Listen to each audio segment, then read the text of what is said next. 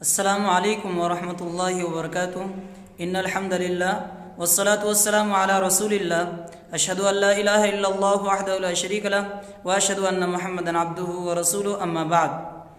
معزز ناظرین، آپ کو بتلایا گیا تھا کہ اللہ تعالیٰ نے قرآن کریم کو رمضان المبارک کے مہینے میں ایک بابرکت رات شب قدر کی رات میں نازل کیا ہے، اور اسی طرح رسول اللہ صلی اللہ علیہ وسلم کی احادیث کی روشنی میں آپ کو یہ بھی بتلایا گیا تھا کہ اللہ تعالیٰ نے 25ویں تاریخ کو، رمضان کے 25ویں تاریخ کو اللہ تعالیٰ نے قرآن کریم کو نازل کیا۔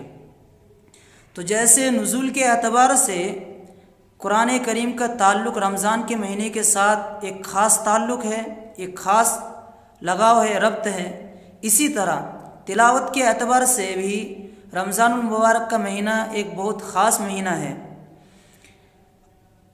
کیونکہ رسول اللہ صلی اللہ علیہ وسلم رمضان المبارک کے مہینے میں دور کیا کرتے تھے، اور رسول اللہ صلی اللہ علیہ وسلم کی زندگی ہمارے لیے نمونہ ہے۔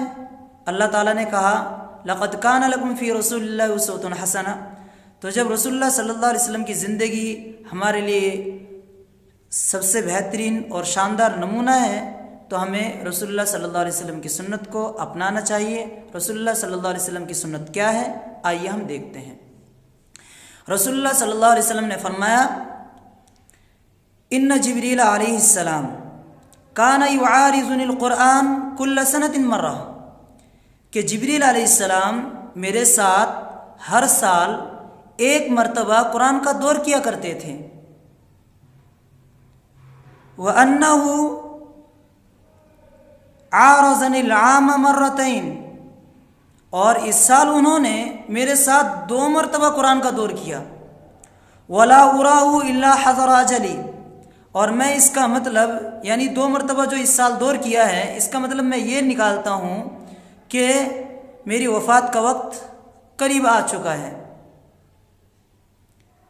اللہ کے نبی صلی اللہ علیہ وسلم کی اس حدیث سے، یہ حدیث بخاری مسلم دونوں میں ہے، اس حدیث سے ہمیں کیا سبق ملا کہ اللہ کے نبی جبریل علیہ السلام کے ساتھ دور کیا کرتے تھے ہر سال، لیکن جس سال آپ کی وفات ہوئی اس سال 2 مرتبہ اللہ کے نبی صلی اللہ علیہ وسلم نے دور کیا قرآن کا حضرت جبریل علیہ السلام کے ساتھ۔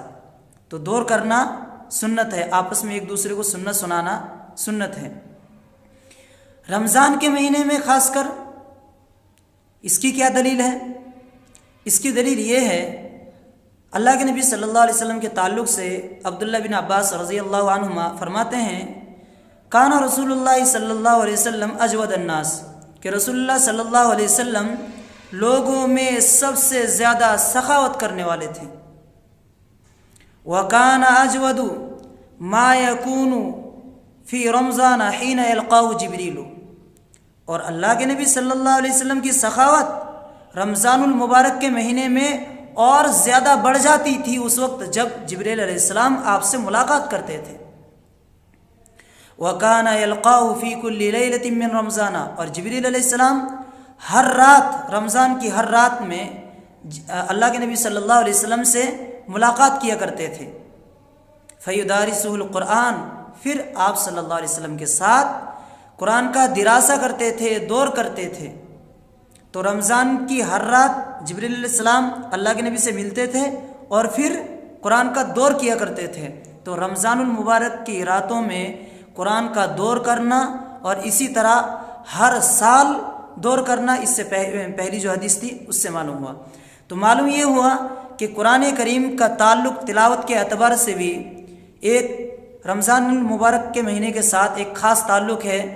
رمضان المبارک کے مہینے میں قرآن کی زیادہ سے زیادہ تلاوت کرنی چاہیے، اہتمام کے ساتھ تلاوت کرنی چاہیے، اور دنوں میں تو تلاوت کرنا ہی ہے لیکن رمضان کے مہینے میں اور زیادہ اہتمام کرنا چاہیے۔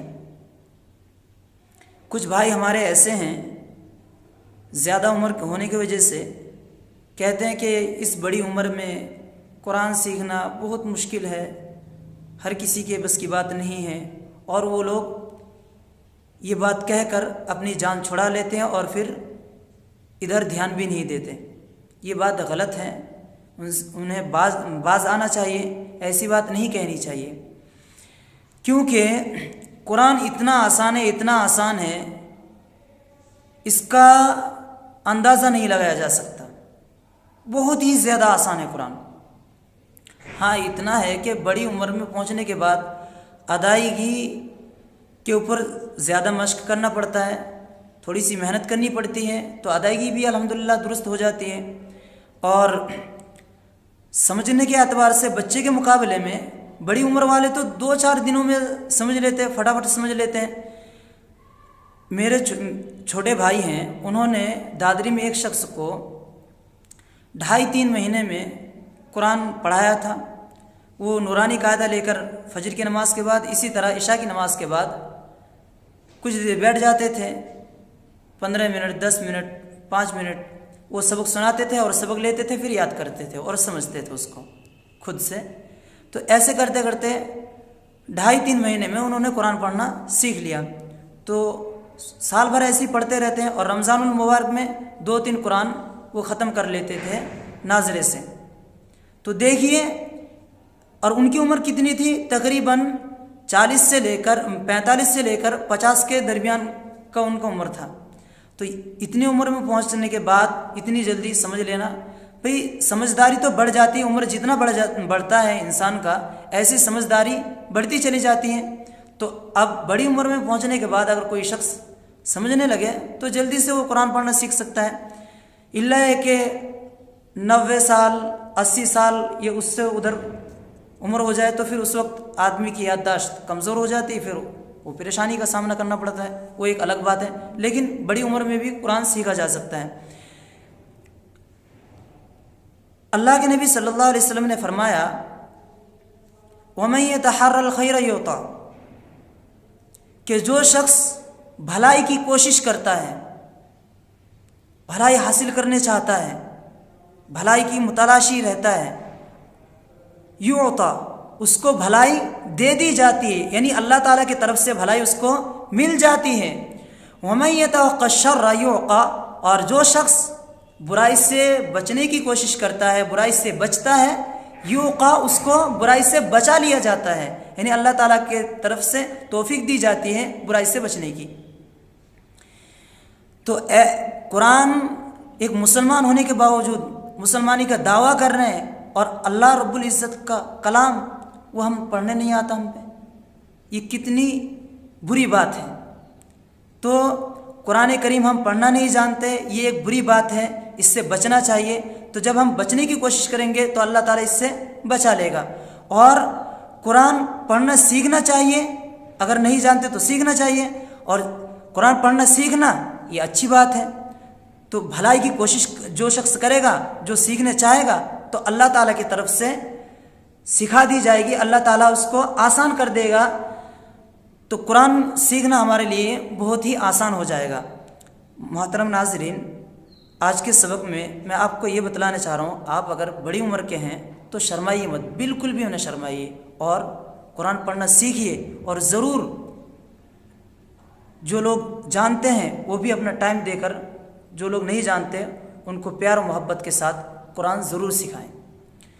اور قرآن کا اگر آپ کسی بھی زبان میں ہو، انگریزی میں ہو، ہندی میں ہو، بنگلہ میں ہو، جو کوئی سی بھی زبان ہو جس میں آپ پڑھے لکھے ہیں، اسی زبان میں قرآن کا ترجمہ بھی پڑھیے، تاکہ قرآن میں کیا بیان کیا گیا وہ ہمیں معلوم ہو جائے۔ اللہ تعالیٰ ہمیں قرآن کی زیادہ سے زیادہ تلاوت کرنے اور قرآن کو زیادہ سے زیادہ سمجھنے کی توفیق عطا فرمائے۔ وآخر دعوانا ان الحمد للہ رب العالمین، والسلام علیکم ورحمۃ